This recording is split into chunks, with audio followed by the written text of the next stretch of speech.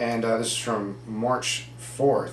It says that these legislative initiatives, which are being passed in these various states, there's already other states that have passed such legislation, such as Idaho, Missouri, and Tennessee, the article says, are based on the ALEC, which is the American Legislative Exchange Council, Freedom of Choice in Healthcare Act. And so they use this to create a basis to rebel against the federal government's power grab here. And so basically, I mean, this healthcare plan is a bailout for the insurance companies, and it's based upon the ignorance of common people. I mean, people could scream about single payer all day and that kind of a thing, but I mean, it still like doesn't get to the bottom of things, and that our health is basically, as long as we're ill, then we're a profit.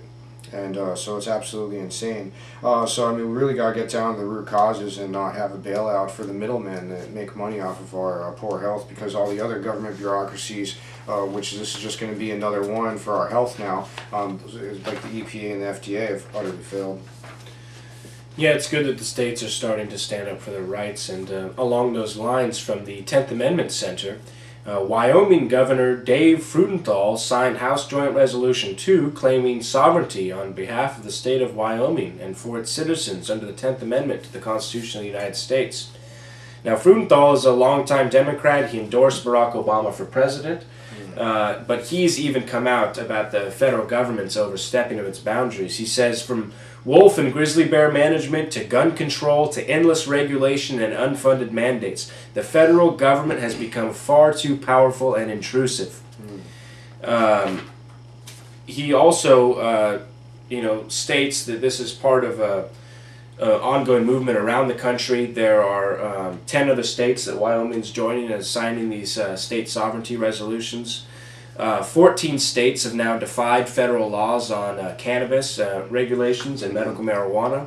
24 states have refused to comply with the Bush-era Real ID Act, rendering that 2005 law virtually null and void today.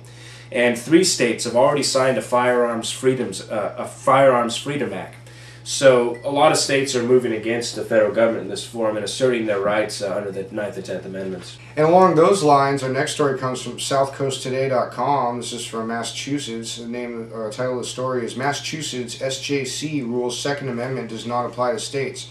The Massachusetts Supreme Judicial Court has unanimously dismissed 2 challenges to the state's gun laws requiring citizens to register with local police departments before acquiring a firearm, as well as keeping the gun stored in a locked container and equipped with a trigger lock. So, I mean, it's like, you got to go through all these. I mean, imagine someone breaks in your house and you're like, hold on, Mr. Robber Man, I need to unlock my gun and stuff. Give me a 1 minute head start, before you loot, pillage, and... Well, and the Supreme Court already came out in their ruling. If you go read it, the judge's opinions, it says in there clearly that trigger locks and the rest of them go against the very nature of the reason for having the Second Amendment, which is to protect yourself. Yeah. And if you aren't able to do that, then the whole thing is basically... Well, and the ultimate lock they want to put on our guns is to strip us completely. Some people want to completely strip us of our right to bear arms, because then we're easier to be conquered. But anyway, so as a result, there is a dismissal of these 2 challenges, which as a result upheld the conviction of a guy named Nathaniel DePina, a New Bedford man who was serving a 2-year jail sentence for carrying what was said to be an illegal firearm. And so the challenge, the judge said, falls under the Massachusetts Constitution, which recognizes no individual right to keep and bear arms.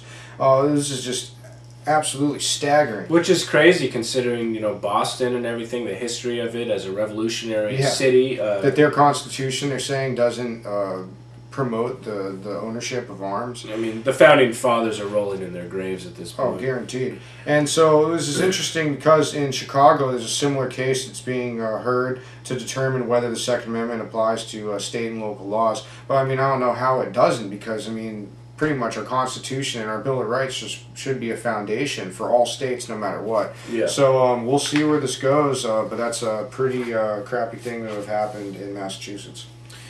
Yeah, from SenateSite.com, continuing on with the firearms discussions, you have other states. Here, this is Utah, which has decided to basically affirm their rights for firearms. They're doing the opposite of what these Massachusetts courts have done, where Governor Gary R. Herbert has signed SB 11, the Utah State-Made Firearms Protection Act.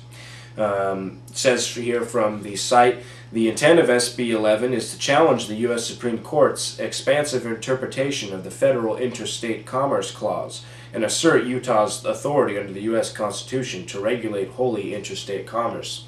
Now, other states have gone along with this as well. Michigan, Kentucky, Tennessee, I believe, have all passed similar resolutions basically saying that, you know, if we produce firearms in our own state and we sell them in our own state, they're not under any type of federal regulation because it's not an interstate commerce. It's wholly interstate. It's inside of the state commerce. It's not going outside of its borders. Yeah. And this has been being put forth by quite a few different states as a way to combat the federal government's intrusion. Yeah, the interstate commerce thing's how they made cannabis illegal too. So I mean, it's one of their favorite manipulations of constitutional law and other things, and how the federal government has basically hijacked rights and things that should have been left to the states and the people.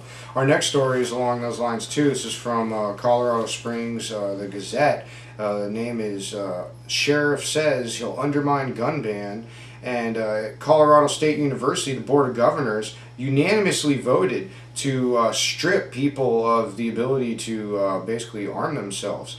And the Larimer County Sheriff James Alderden was outraged by the ban and apparently said that, "I have told the CSU police chief that I will not support this in any way.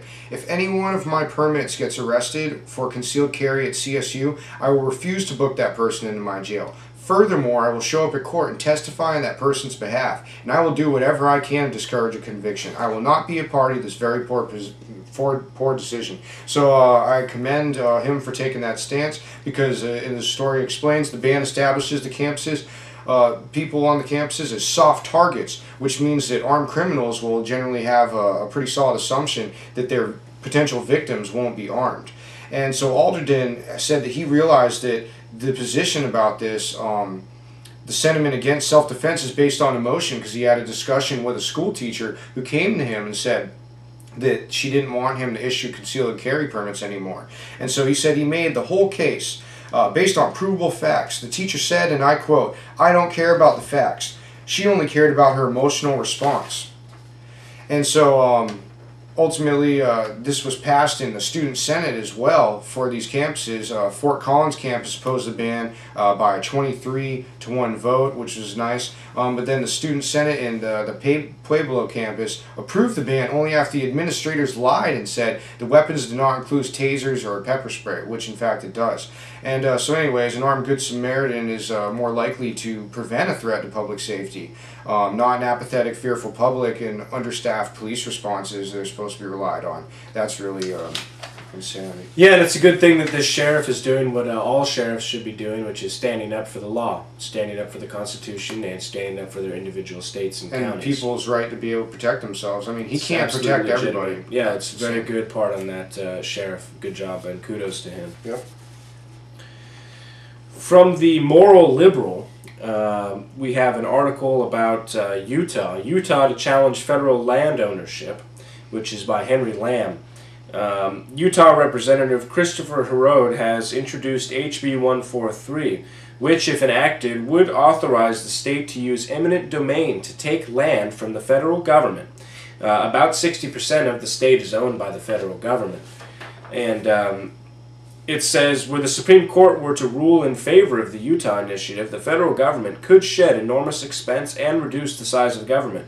State governments would have enormous resources to convert to revenue, to fund budget deficits, and provide tax relief for private citizens and small businesses.